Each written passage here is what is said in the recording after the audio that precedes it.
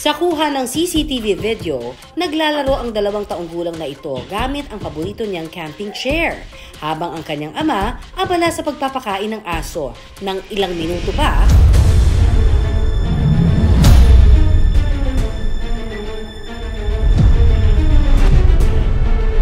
sumala po yung paa niya, then tumama po yung likod na ulo niya dun sa may sopa, and tumama po yung leeg niya dun sa may mismong bakal po ng camping chair.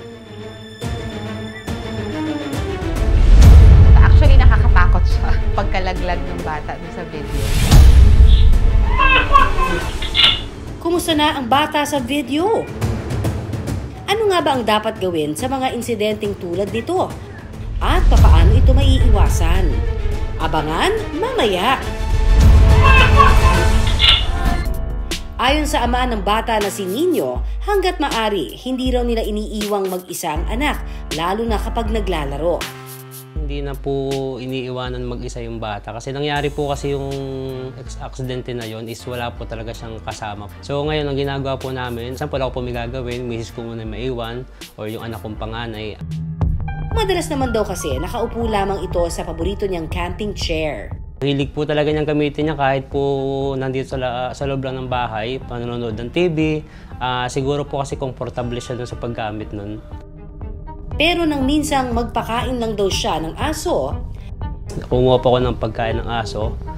So siguro po mga 1 minute pa lang, may narinig po ako na lumagabog.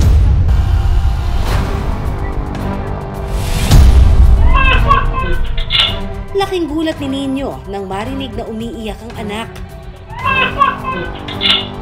Pagpasok po dito, nakita ko nga po yung anak ko, nakadapa dito sa may baba ng sopa. Tinamaan ng bakal sa camping chair ang liig ng bata.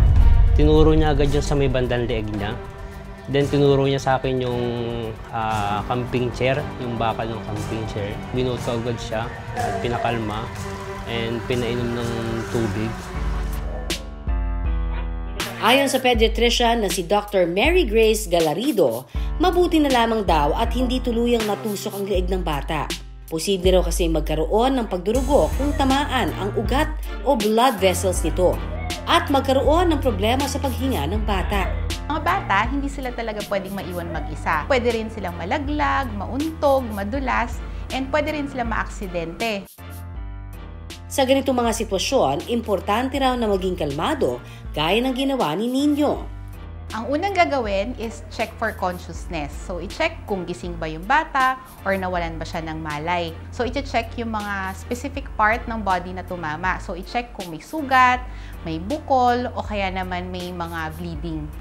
Ang mga bata likas na malikot at mapaglaro. Kaya naman kung minsan hindi ho talaga maiwasan ang mga aksidente. Ayon sa eksperto sa mga ganitong sitwasyon, kailangan po maging kalmado tayo. At kung nais po natin silang turuan ng safety rules at hazard sa bahay, dapat gumamit po tayo ng simple at klarong lengguwahe na madaling maiintindihan ng ating mga chikiting.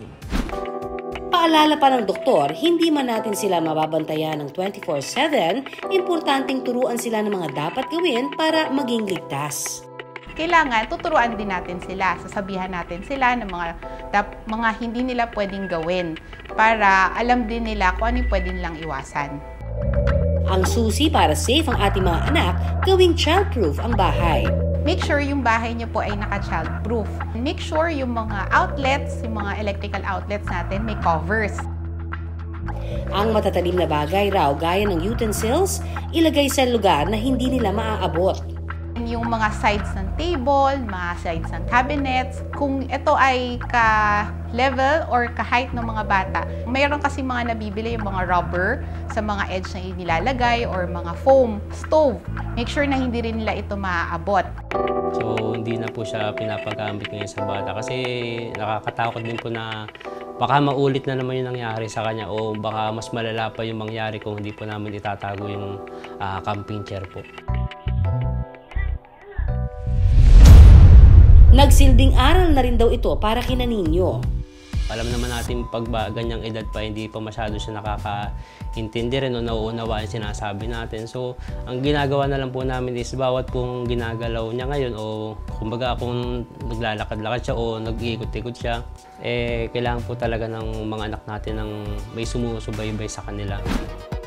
Hindi lang dapat malusog na pangangatawan ang dapat nating binabantayan sa ating mga anak, kundi pati na rin ang kanilang kaligtasan.